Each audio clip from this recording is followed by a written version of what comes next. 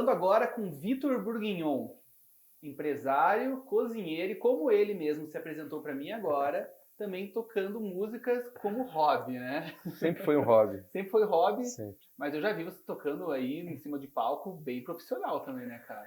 Começou como um hobby e se mantém na minha vida ainda como um hobby, mas já teve o seu momento ali um pouco mais profissional, onde a gente já teve agendas, né? A minha antiga banda já chegou a ter agendas lotadas aí, ainda que em pequena expressão, mas com caráter profissional durante um período da minha vida. Então hoje, como hobby.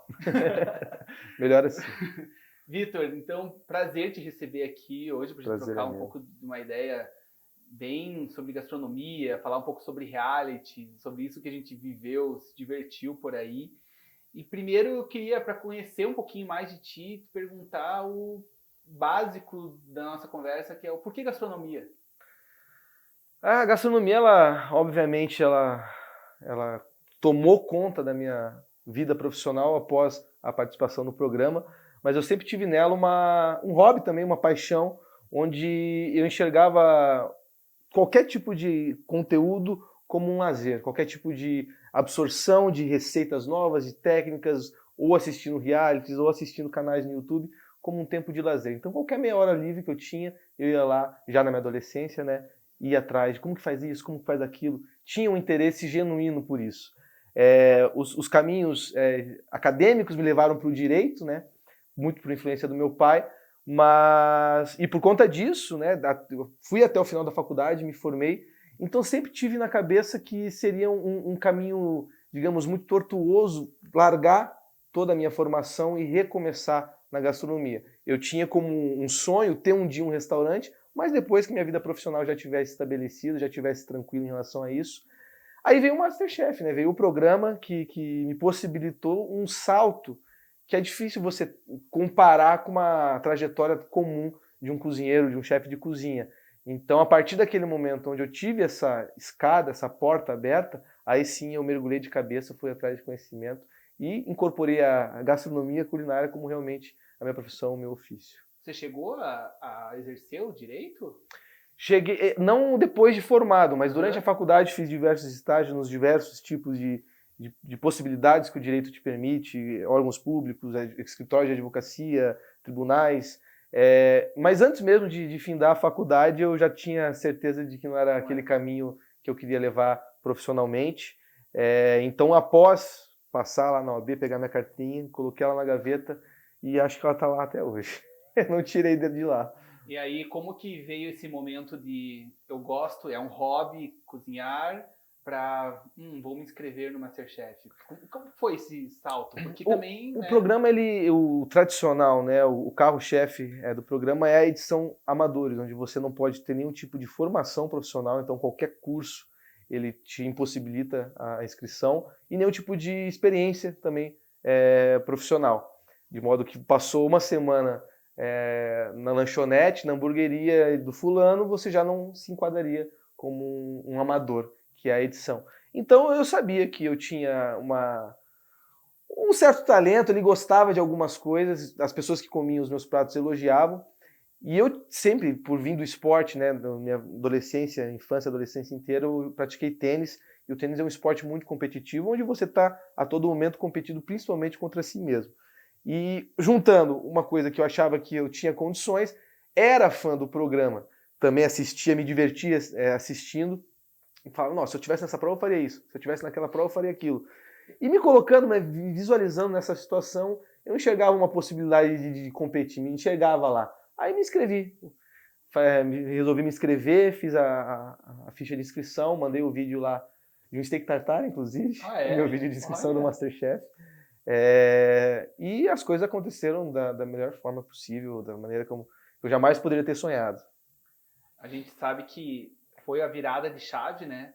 Ela veio em duas etapas ainda para ti, né? A Sim. primeira quando você participou, depois quando você veio para a revanche, levou o troféu. Uhum. E como que você visualiza esse intervalo também entre as duas participações, né? Não só, claro, que ver sua participação, a gente acompanhou, todo mundo Uhum. esteve lá junto, vendo, claro que não o bastidor, mas vendo o que foi ao ar. Sim. Mas como foi esse Vitor durante a primeira, intervalo entre as duas e o agora eu vou para Revanche. O que aconteceu? O que você sentiu que foi as viradas de chave, assim? A primeira vez eu me sentia capaz de participar do programa, mas desde o momento que eu cheguei lá, eu nunca me vi capaz de ganhar. Sempre me colocava ali, talvez por um excesso de humildade, porque hoje eu percebo que existia muita questão de ego ali, principalmente na minha primeira participação dos participantes, né? É uma questão de ego dos participantes, e eu me colocava um pouco abaixo mesmo, então, na minha cabeça, cada episódio que eu ficava era uma vitória. Posso sair amanhã? Posso, mas se eu ficar, mais um gol, mais uma vitória, e fui assim até, primeiro ser eliminado em 13º, voltei na repescagem, depois fui eliminado em 7º. Na ocasião, a chefe Paola me convidou, essa história é até interessante, que eu sempre falo que não, você já tem, sempre tente, porque quando eu fui eliminado pela primeira vez, em 13º, no dia seguinte a chefe Paola postou lá no Instagram dela uma abertura de vagas para o restaurante. Eu fui na maior ingenuidade ali no DM dela, com mais de 1 milhão de seguidores na época, e falei, gostaria muito de ter a possibilidade de fazer um estágio no seu restaurante, eu acredito que seja mais valioso até que um curso na Cordon Bleu, e de fato foi. E ela falou, quando acabar o programa a gente conversa. Para mim aquilo já era uma vitória, acabou que eu voltei na repescagem, e na minha segunda eliminação em 7º lugar, ela fez o convite ali, de uma maneira, né, digamos, mais bonita, né, de acordo com a minha trajetória, e eu fui. Fiz o estágio no restaurante dela, passei um tempo, foi minha primeira experiência numa cozinha profissional, onde eu aprendi tudo que você pode imaginar em relação à administração de um restaurante. Controle de estoque, a gestão de fornecedores, controle também de qualidade dos fornecedores, tudo que a gente não vê no MasterChef, não vê num programa, num reality de cozinha, e que é muito importante para quando você vai empreender. Mas voltando para a sua pergunta, perdão, fiquei um tempo no Arthurito e também fui atrás de conhecimento, lacunas que eu não tinha formação e fui atrás, principalmente na escola do chefe Laurent Suadon, em São Paulo, que é um dos pilares da gastronomia francesa no Brasil, onde eu me aprendi demais também com ele, aí sim falando mais propriamente em técnicas, em combinação de ingredientes e tudo que a gastronomia francesa tem. Junto a isso fiz curso de panificação, gastronomia molecular, defumação. Fui preenchendo as lacunas que eu considerava necessárias preencher meu repertório culinário, né? E calhou que veio a segunda temporada do MasterChef, né? No caso a Revanche, né? A minha segunda temporada, onde fizeram convite para outras pessoas que de alguma forma, outros participantes de outras temporadas que tinham se inserido no mundo da gastronomia, seja através de vídeo receitas, seja através de empreendedorismo, né? Abrindo restaurantes, de alguma maneira, e fizeram essa seleção. Aí eu voltei com outra cabeça, porque eu sabia da minha capacidade em relação a repertório, e entrei com entrei com sangue no olho, entrei assim, dessa vez é meu. Dessa vez é meu. Até lembro, falei para minha ex na época, né? Pode comemorar que é meu. Brincando, obviamente, mas já com esse espírito, assim, sabe? Então acho que a maior diferença de uma para outra, com certeza, foi esse lado mais técnico, mais profissional para a gastronomia, que durante esses 2 anos eu aprimorei. A gente vê você, eu percebo que você tem esse lado teu mais leve, de levando as coisas na vida. Você vai permeando, você vai encaixando, você é super humilde, você vai muito nessa onda. Eu acho que isso que fez você talvez entrar com um pensamento no começo e aí talvez voltar depois, porque na hora que você fez esse monte de curso, você falou, cara, agora o negócio, né? Agora eu não tenho mais essa desculpa do que não sei fazer aquilo, nunca fiz isso. Não, e principalmente também o outro lado, que na segunda temporada já não tinha tanto essa questão do ego que eu falei da primeira temporada dos participantes, porque todo mundo já tinha participado. Então todo mundo sabia que aquela questão de ego ali não significava absolutamente nada dentro da cozinha e principalmente ali fora do programa. Então foi uma leveza maior nos bastidores, foi uma competição, digamos, mais focada realmente na gastronomia, e isso também, querendo ou não, acredito que tenha me ajudado a ficar mais sereno e mais tranquilo para as provas. Aí eu falo brincando, né? Querendo ou não, eu participei também num reality, né? Aliás, uma conversa de campeões de realities, né, gente? Ó, desculpa aí todo mundo, como um belo amador também. Eu participei do Você é o Chefe, celebridades, né? Convidado também. E dentro, claro, das proporções das situações das participações, que era uma participação era menor, né, a mais quantidade curto. de programas, então acho que não sei quantos programas que é o MasterChef, mas é muito tempo, muita gravação. A primeira temporada foi 25, a segunda foi 12 episódios. Então é muita coisa, né? Eu fui de participante a ganhador do programa em 4 episódios. Então é muito diferente a forma que você acaba se expondo em relação à gastronomia. Também nunca fiz curso nem nada, mas sempre Mas sempre foi entusiasta, né? Sempre gostou, que eu sei. Pra caramba. E daí, falando sobre isso, claro, a gente sente diferentes as situações, né? Eu hoje tenho um reality show, né, que falo de arquitetura, que é minha zona de conforto, né? É onde eu trabalho no dia a dia, então é muito mais fácil eu me inserir nisso, do mesmo jeito que eu imagino que para você seja a gastronomia hoje. Talvez até por isso que o segundo você entrou com essa zona de conforto mais encaixada, né? Com confiança, né? A confiança. Eu na arquitetura vou embora. Fala com tranquilidade. Tranquilo. Quando me colocaram na gastronomia, eu falei, meu Deus do céu. Né? E no reality que, cara, eu lembro na primeira prova, quando eu comecei a cozinhar, que começou 10, 9, 8, e eu vi alguém na produção falou assim, câmera no André porque vai dar ruim. E veio a câmera assim, e eu tipo queimando minha mão, tipo, que merda. Vai de qualquer jeito. Vai esse negócio aqui. Então, eu percebo essa diferença de você se jogar, né, e entender. Eu fui brincando, né, eu adoro, sou entusiasta, mas não é algo que eu tinha como uma ideia profissional falando, né, eu fui muito mais por diversão. E eu imagino que ir levando a sério deve ser uma coisa muito mais bizarra na adrenalina, nos sentimentos e tudo mais. E tem outra questão também de diferença, que por mais que eu tinha mais confiança, tinha mais uma leveza também em relação ao que eu sabia. Porém, como eu já estava, e eu e os outros competidores já estávamos inseridos na gastronomia, era diferente da primeira vez. Querendo ou não, você já tem uma imagem, principalmente se você tem um negócio a zelar, né?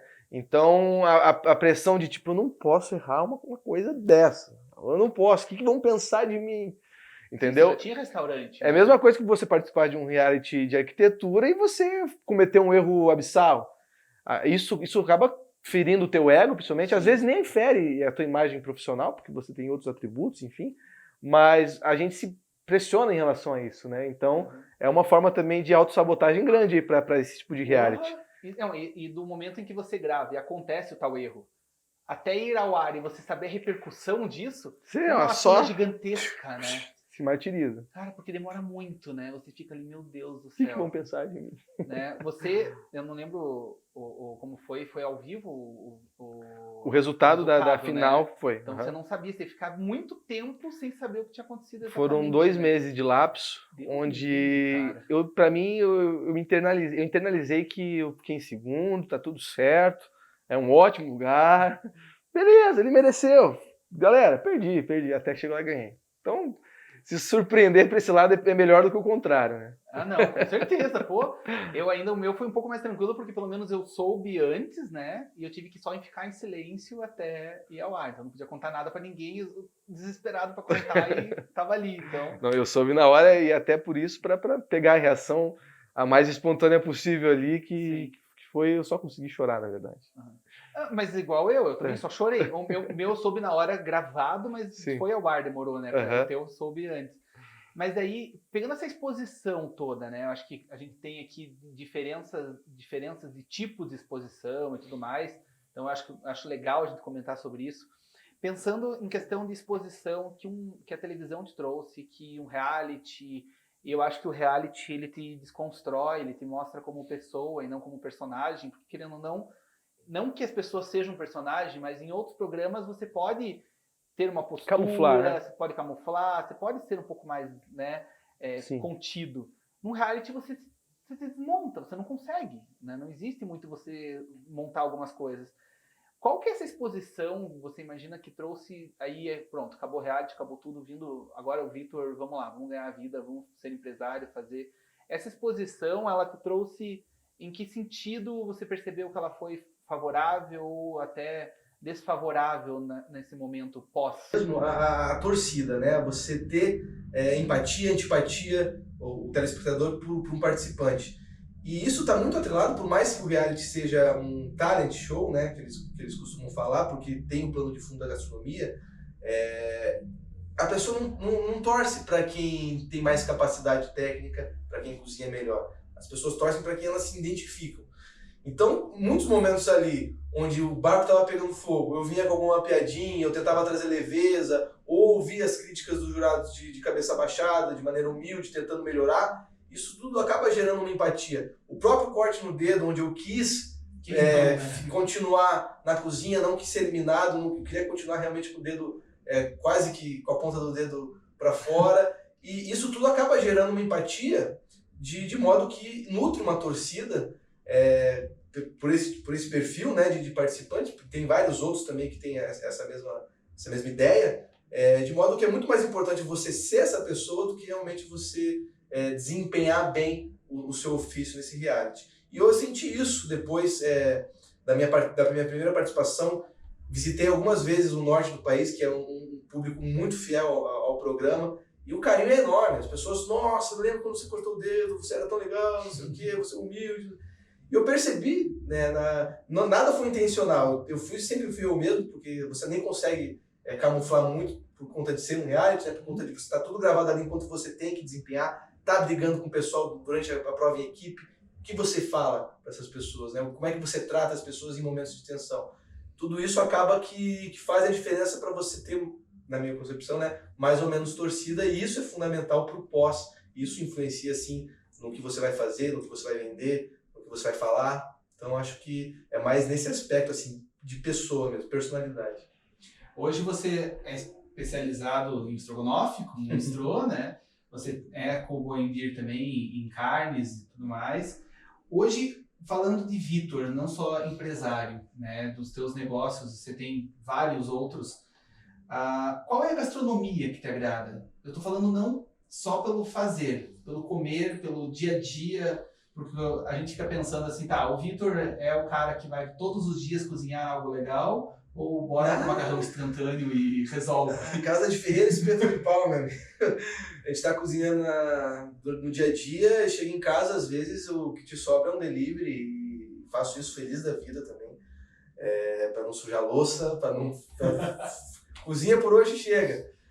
Então é o mais natural. Mas possível. o delivery é o gourmet ou você vai pegar o podrão também? Podrão várias vezes. Isso é o normal, né? Mas voltando para sua pergunta, eu tenho tido o hábito de consumir muito a gastronomia oriental, de uma maneira geral, nas suas mais variadas influências. Sabores diferentes, sabores mais marcantes. Gosto muito do uso de óleo gergelim, das pimentas fermentadas, tipo gochujang, que é uma pimenta coreana. Tenho tido o hábito de consumir isso quando falo em Vitor cliente, né? Uhum. E eventualmente também faço nos meus eventos. Mas como plano de fundo, por conta da minha trajetória acadêmica na gastronomia, né, não podia deixar de falar nas influências francesas, pelo chefe Laurent Soadot, e também um pouco de cozinha italiana, e claro, brasileira, adoro comida brasileira de uma maneira geral. Não à toa o nosso estrogonofe lá do Stro é o mais brasileiro possível, com batata palha. É bom, hein? E se a gente for pensar em relação também no dia a dia, daí, porque você já cozinhou 500 mil vezes, não profissionalmente, e é aquele prato teu do coração, que eles falam, cara, eu preciso disso. Coisa que eu faço, eu gosto de coisas rápidas, né, quando é nesse perfil assim, porque a não ser que seja uma rabada, um molho demi-glace que eu amo, são coisas mais técnicas, que demoram mais tempo para fazer, mas via de regra um bom carbonara, um bom steak tartare, uma massa alho e óleo com bastante pepperoncino, salsinha, feito na hora, com alho laminado da maneira certa, você faz assim, mas é tão comfort food, é tão dia a dia, que eu gosto de citar assim como exemplos. E aí agora pegando esse teu gancho que você comentou até do teu próprio questão empresário, né? Vamos lá, eu também sou empresário de gastronomia, nós estamos também nessa mesma fit aí. Temos sócios em comum. Temos sócios em comum, inclusive. Sim. Me fale, agora, você achava, quando você estava ali na paixão pela cozinha, você falou que com a chefe Paola você acabou aprendendo muito dessa parte de restaurante mesmo, né? Que o mundo de empreender na gastronomia versus o mundo cozinhar, ele é tão seccionado assim, ou realmente você falou assim, esse negócio aqui é mais complicado? eu sempre busquei ouvir, né? Tem aquela máxima que a gente aprende com os nossos erros, mas é bom aprender com os erros dos outros, né? E tudo que nos é passado de informação, de alerta, por quem já passou, viveu aquela situação, é bom de se balizar. Então, era unânime, assim, quando eu falava com cozinheiros já experientes, que a cozinha não é um mar de rosas, não é o reality, não é o prato bonito, finalizado na mesa, tem todo um suor, um desgaste, um ambiente muitas vezes tóxico, muitas vezes de muita pressão por trás, que não é que quem está em casa geralmente não está acostumado, não vê. E a realidade comprovou realmente isso, e eu pude vivenciar, sentir na pele essa verdade. Mas quando você já sabe que vai ser assim, parece que o barco é um pouco menor, né? E você já entende que aquilo faz parte do negócio, então você já vai com essa possibilidade de decepção menos aparente, né? Porque você já sabe que vai ser daquele jeito, é isso mesmo, vamos embora. É isso que você quer? Se é isso, está disposto, vamos embora. Eu acho que, por mais que acabe doendo, a dor é menor, porque você já sabe Quando que você vai acontecer. idealiza, não, porque agora eu vou finalizar aqui meu prato com esses brotinhos, alguém vai me trazer já pronto a massa feita perfeita, sem erro, padrão todo dia, tudo vai ser igual. Não é assim. No final das contas, é lidar com pessoas, lidar com fluxo de caixa, DRE, e é limpar o chão, é fazer o marketing. Esse primeiro ponto que você falou de pessoas é o mais importante, é o Sim. mais difícil. A gestão de pessoas, você deixar seu time motivado, deixar seu time capaz, tecnicamente, seja no atendimento, seja na cozinha mesmo, na lida ali. Então é um trabalho diário e vai girar. O seu time de hoje certamente não é o mesmo do que o seu time daqui a 2 anos. Hoje, tirando a parte da gastronomia, né, pensando, porque cozinhar você já está ali no teu, querendo ou não, na tua zona de conforto, mas falando como dia a dia, o teu maior desafio hoje, você ainda acha que é pessoas? Com certeza. É? Com certeza, em todos os negócios, assim. É claro que uns mais, outros menos, negócios que estão no início, essa particularidade, até você desenvolver o senso de família, o senso de união, o senso de parceria mesmo no ambiente de trabalho, é uma coisa que leva um pouco mais de tempo, mas, sem dúvida nenhuma, a gestão de pessoas, porque querendo ou não, são emoções, são problemas, são vitórias que são trazidas diariamente para dentro do ambiente, né? De todas as pessoas. Então, você abstrair isso já é difícil para quem tem essa noção. Para quem não tem, é ainda mais difícil, então é um trabalho realmente diário, de formiguinha, para fazer a engrenagem girar da melhor maneira possível. Eu sempre falo, né, que pessoas que fazem tudo acontecer, mas ao mesmo tempo são as pessoas que fazem tudo não acontecer. Também. Né? Geralmente, e você entender como fazer esses dois lados trabalharem, o quem não quer fazer acontecer com quem quer fazer, lidar com várias pessoas com mentes diferentes, cara, eu acho que realmente, eu concordo contigo, eu vejo isso no dia a dia, eu com os meus negócios também, pessoas. É muito difícil. É muito difícil. E a gente... Não estou falando mal das pessoas, não é isso. Não. Mas são suas diferentes tipos de pessoas e como isso tudo funciona. E é uma rotatividade muito grande, principalmente no nosso setor, né? Porque as pessoas idealizam um mundo muito cor-de-rosa, né, na gastronomia. Eu vejo as pessoas falando como se fosse... Nossa, eu que faço muita arquitetura de restaurante, né, de gastronomia, eu falo muito com chefes, empresários, e eles vêm me trazendo isso e todo mundo que eu falo é muito parecido com o que você está falando.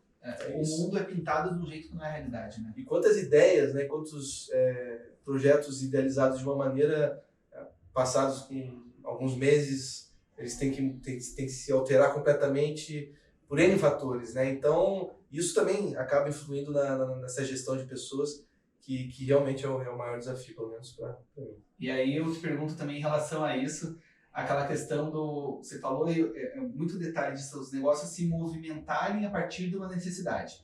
Né? Hoje eu falo muito sobre o conceito versus o comercial.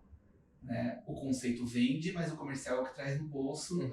E aí, como você visualiza isso até para os teus negócios e você no teu dia a dia para fazer essa balança do conceito que eu falo o ideal e o comercial é o velho mignon com massa curitibano, por exemplo. Perfeito.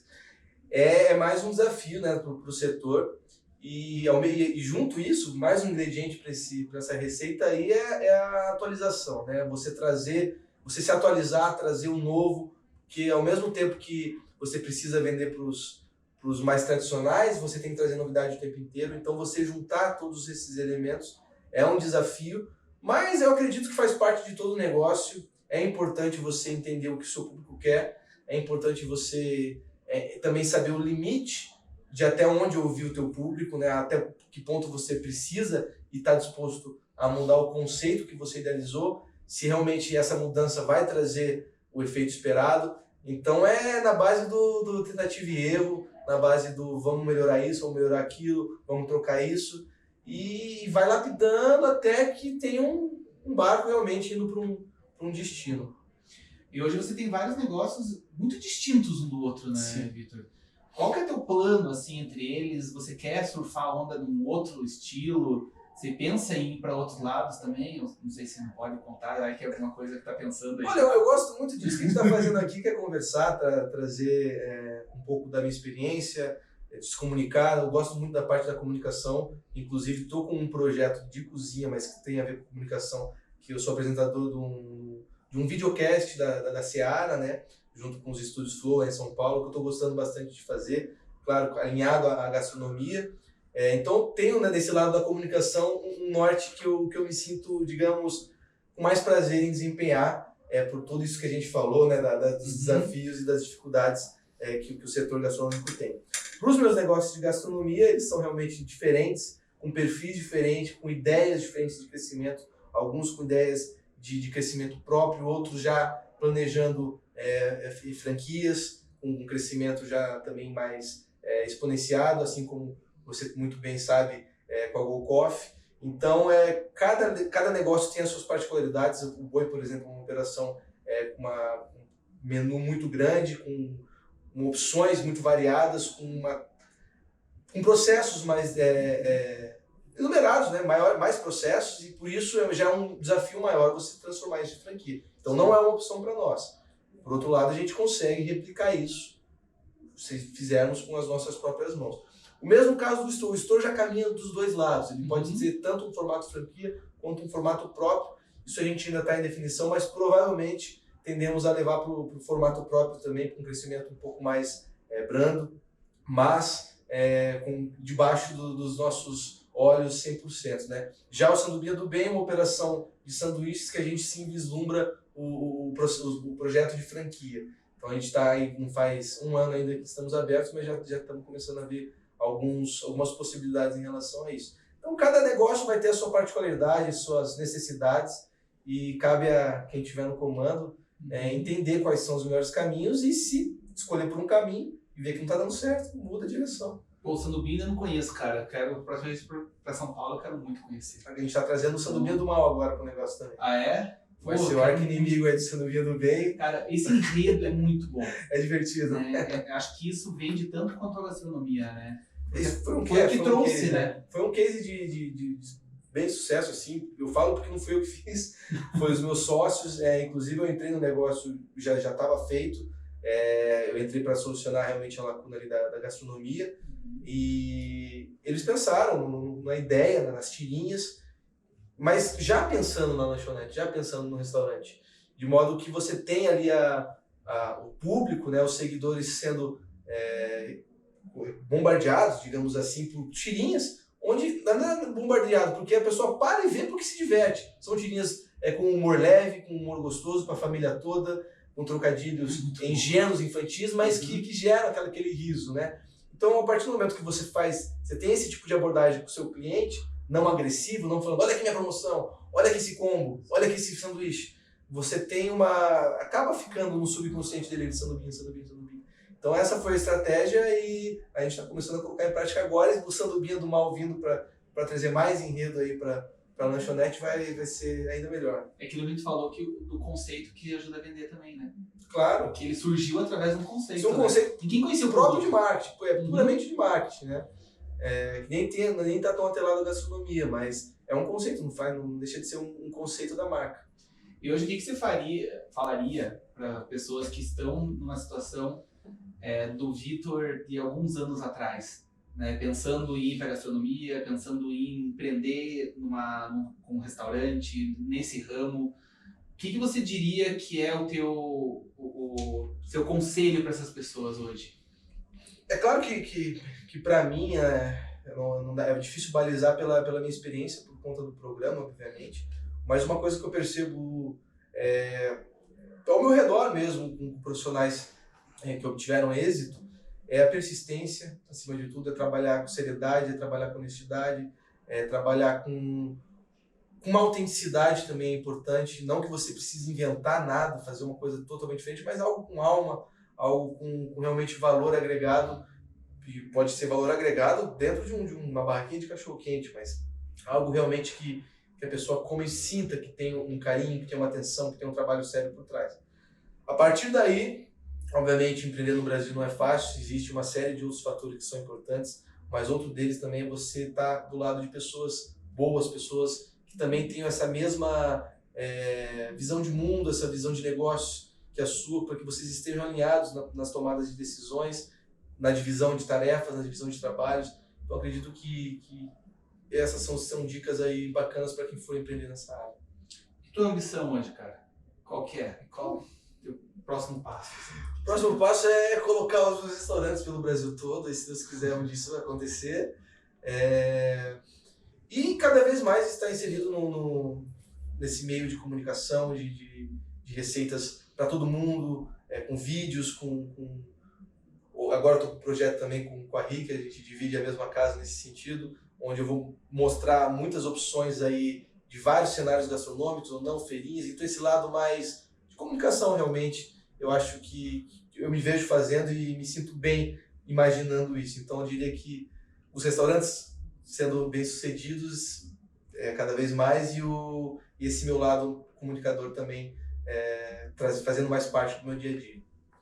E claro, como arquiteto, para terminar nosso papo aqui, me conte o que você acha, como você vê a arquitetura nos seus negócios, como você acha que a arquitetura pode influenciar positivamente e negativamente no teu negócio? Qual que é o papel hoje?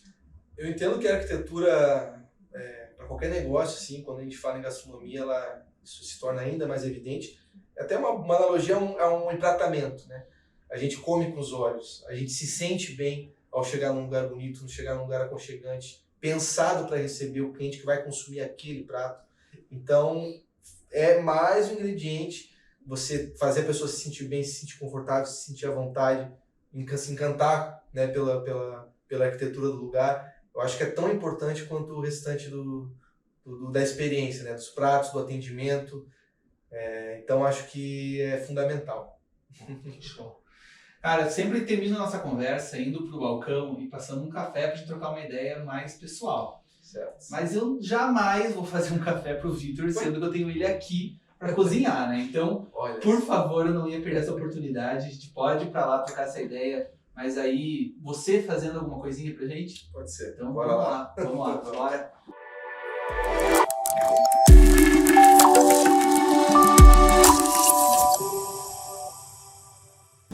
Fazem 5 anos, né? Não é um tempo absurdo. Então eu ainda estou me conhecendo como cozinheiro, cada dia mais como chefe de cozinha. E um dia, quem sabe, terei essa possibilidade de ter o meu negócio com esse perfil. Então o cara tá lá todos os dias, aquela coisa bem sonho, cozinheiro, aquela coisa assim. Não é. Ou só a como tua eu disse. identidade mesmo? Não, a minha identidade, por exemplo, me aposentei de todo o resto. Fazendo mais nada, vou fazer o quê? Um bistrozinho, ali em Vitimarsum, na minha casinha na fazenda, funciona sexta e sábado. Quer ir? Quer, não quer, ó. Eu fico com minhas ovelhinhas aqui, com meus bezerros, tá uma coisa linda de meu Deus. Nesse perfil, eu acho que é mais romântico. Quase que aposentadoria. Mas Vitimarsum é comida alemã, né, cara? Praticamente, né? É que eu pensei no campo mais próximo, turístico. Entendi. Mas eu não tenho muita influência em comida alemã, apesar de amar um bom Eisen. Nossa, eu não sei, né? Sobrenome alemão, cara de. Não tem a ver, o branco dos olhos é igual aos igual alemão, mas né, o restante. Só o sobrenome mesmo. Já foi também ao pepino e ao alcaparra, são ingredientes importantíssimos, por isso tem que tratar, bem picadinhos também. E agora a gente pode fazer o molho. Como é que a gente vai fazer o molho? Vou falar um pouquinho da receita agora também, né? E vou te perguntando também, porque tá todo mundo vindo aqui, né? E você não tá respondendo muita coisa, só perguntando. Aqui eu tô de outro papel, né, cara? Traz outro comunicador aqui, né? Tem que responder as perguntas. André por André. Pronto. Quem é o André? Não, mas me diga, quais são agora os seus maiores sonhos profissionais ainda a serem realizados? Aí, cara, então, vou te falar, é muito diferente. Eu falo que eu me divido em 3, né? Ao lado André arquiteto, que querendo ou não, eu hoje tenho pouco tempo de carreira, também falo como escritório, tenho só 5 anos, então também não é grande coisa em tempo, mas já tem uma um nome grande, né? Que você é referência, né? Tanto por estar aqui com uma super estrutura na Casa Cor, já qual ano que você está aqui? Na Casa Cor? Já é o 3º ano. Terceiro ano na Casa Cor. Isso é representativo, né? Pô, super, né? Fala que tem pouquíssimos espaços no número de arquitetos que tem por aí. Então, como arquiteto, eu acho que continuar trilhando esse caminho é irado, já tô felizão com ele. Aí, como empresário, a GoCoffee, eu estava falando antes, até num outro papo que eu bati por aqui, sobre tamanho de franquias e tudo mais, né? Pô, a GoCoffee hoje são 330 lojas, né? Que isso, 300? Cada vez que eu pergunto, aumenta agora, 335 já. Por favor, time comercial, continue assim. Continue assim. Mas a nossa ideia é cada vez mais virar top of mind em café. E café de qualidade, né? Vocês estão em quantos estados hoje no Brasil? Putz, cara, quantos estados eu não sei. Eu sei que são mais de 90 cidades. Mas a gente está em todas as regiões. Né? Tem norte, nordeste, por exemplo. A gente vai para Fortaleza, agora a gente tem que fazer, falar com os franqueados lá. Eu tenho 10 lojas em Fortaleza, 12 em Brasília. Então, vai mudando bastante para esse lado, né? E aí tem esse André que está se aventurando, brincando aqui de ser apresentador, comunicador, né? Tá se virando muito bem, digamos de passagem. Cara, que o Repaginando já está confirmada a 5ª temporada, já são mais de 35 episódios gravados, então virou um monstrinho, né? A gente sabe que bombou pra caramba, é o único programa em TV aberta de arquitetura, então pra mim isso é muito legal. Todo o estado, eu digo. Ó, acontece uns caminhos aqui também, viu? Ao vivo. Então eu falo que eu tenho esses 3 objetivos aí, mas tá indo boa, tá dando boa. E só vai dar cada vez mais. Você se comunica muito bem, o seu trabalho como arquiteto, não preciso falar. Andrezão, já temos histórias aí do Smash, da primeira hamburgueria, o Stro também, né, feito por você de uma maneira.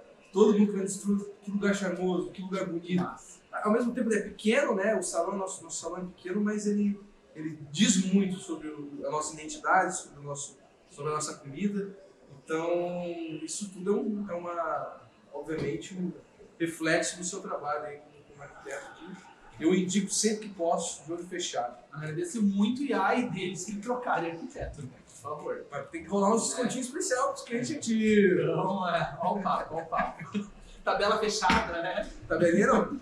Primeiro assim. preço, pô. Primeiro preço você passou, ela continua até hoje. A gente combina assim, né? A gente faz tabela fechada quando o Vitor crescendo pra caramba também, continuar fazendo serviço de chefe, tudo no mesmo tabelinha. Mantendo na mesma tabela. A gente mantém um combinado. Tem que ser justo, né? E aí fica certo com todo mundo. Vou pegar mais uma colherinha aqui. Já tá pronto aqui. Tá pronto? Já tá pronto. Agora é só misturar e partir pro abraço. Aqui eu tenho o mignon picado, a cebola também bem picadinha, alcaparra, pepino em conserva. O meu molho, eu fiz um aioli rápido aqui com uma gema de ovo e azeite de oliva. Incorporei ketchup, a mostarda Dijon e um pouquinho de tabasco. Todos os ingredientes do molho eles são muito relativos, mas o que geralmente as pessoas costumam fazer? Coloca todos os ingredientes na carne e mistura. Eu gosto de fazer o quê? Eu gosto de fazer o molho à parte e experimentar. Falar, ó, eu acho que está faltando a presença disso ou daquilo. Por exemplo, na minha concepção e pela cor eu já sabia que seria assim, está faltando ketchup. O exemplar que eu fiz aqui faltou ketchup, então vou colocar um pouquinho mais de ketchup e para mim ele deve ser predominante no sabor do molho. Quando eu fiz, eu coloquei tudo junto lá, ia misturando ali, ó, e provando no A correção ela fica um pouco mais difícil de fazer, porque ali você tem mais sabor. Você tem o sabor do alcaparra, do pepino, da própria carne, né? Então, quando você faz a parte, você consegue chegar nesse sabor, nessa coloração de uma maneira mais fácil. Ó. Vê que ele ficou mais escuro instantaneamente. Também essa coloração, e pela coloração também já sei que o sabor do ketchup já está mais aflorado.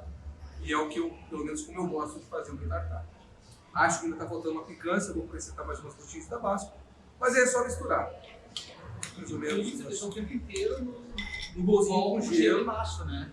o gelinho embaixo, porque mais uma vez, o tartar ele é gostoso de comer quando ele está gelado.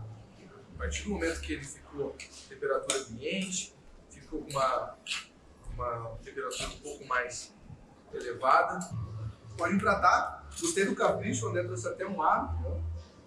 Eu não sabia, no tratamento não sabia, né? Vai que o aro não pode usar, vai que agora já não é mais moda. Olha, pode E eu usar. achei o aro e falei, Pode usar o aro, pode né? levar. É sempre bom falar sobre isso, porque na gastronomia, de uma maneira geral, você tem as apresentações clássicas e geralmente o tartar é servido no aro mesmo. Eu fiquei com medo quando eu vi, eu falei, cara, será? Essa é a forma clássica, né? Essa é a forma clássica com que eu gosto de servir. Não, de licença, não vou usar. Eu não uso. Do ar. Eu trouxe porque eu achei na cabeça. De um jeito que nem todo mundo vai ter aro em casa, a gente tem aqui uns crostinhos, né? A gente pode até colocar aqui sobre o cantinho. Caraca, Vou até mudar. Vou colocar aqui para deixar uma apresentação mais geométrica. Então aqui a gente pode experimentar o nosso stick tartar. E para quem está aí por trás das câmeras do nosso grupo, ó, sobrou um pouquinho aqui, a diretoria. Só se a gente ver se a edição ficou bem boa depois, se a captação não tremeu, né? Vamos fazer um compilado aqui, ver se a galera mandou bem mesmo. Vitor, antes de provar, cara, você me fugiu da minha última pergunta, que você me perguntou, eu quero saber também, cara. E aí, me diga quem que é hoje Vitor Bourguignon, cara? É uma pergunta daquelas. É uma pergunta que é como se você estivesse no psicólogo, né? Você começa a trazer perguntas que você não para pra pensar no seu dia a dia. Mas, cara, hoje eu diria que eu sou uma pessoa, acima de tudo, feliz onde estou, no âmbito profissional, principalmente. Me considero bem-sucedido até o meu trajeto, né, até aqui. Obviamente, tenho muitos sonhos ainda não realizados e pretendo daqui em diante seguir com essa forma de viver leve, assim, tranquila em relação aos problemas, tentar ficar tranquilo em relação aos problemas, né, porque eles sempre vão existir, independente das fases da sua vida, em maior ou menor proporção, mas eles vão estar lá. Então, sabendo disso, a gente sabe que a melhor forma de lidar com eles é agindo como a gente espera que ajam quando a gente se depara com essas situações, que é de uma maneira tranquila, resolutiva quando possível, mas quando não possível, aquilo que é acreditável, né? O que não tem remédio imediato está. Então eu diria que acima de tudo eu sou uma pessoa feliz. Aí sim, ó, falou bonito, cara. Ficou pensando ali. Viu? Improviso aí. Vamos deguste? E agora vamos aqui, né? Provar. E aí quem assistiu o vídeo fica na vontade de provar um feito pelo Vitor, mas pode fazer em casa também, né? Só seguir aqui as diquinhas na descrição do vídeo, as quantidades, e coloca o teu tempero especial, a tua técnica, o teu lado chefe para jogo. Claro que eu vou fazer aqui uma foto antes, né, de comer, porque não é igual ao Masterchef, que a gente para, tira foto, depois a gente volta. Né, a gente tem que fazer nossa blogueiragem aqui e pôr pra galera depois assistir também. Agora vamos ver isso aqui, né? Por favor, faça as honras, por favor. Por favor, que ó, eu não trouxe nem roupa pra provar a refeição feita pelo senhor Vitor. Então, galera.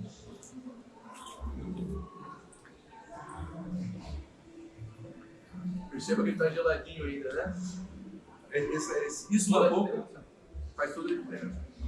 Não tem nem o que falar, né? Eu vou fazer igual naquela outra, naquele outro site que dá 10 pra todo mundo, não ficar feio, tá? Tá ótimo, ó. Gostou? Já deixa o like. Tem like ou não? Fala sim, né? Comenta, manda pra todo mundo e a gente tem que jogar pra todos os lados. Fechou, galera? Valeu!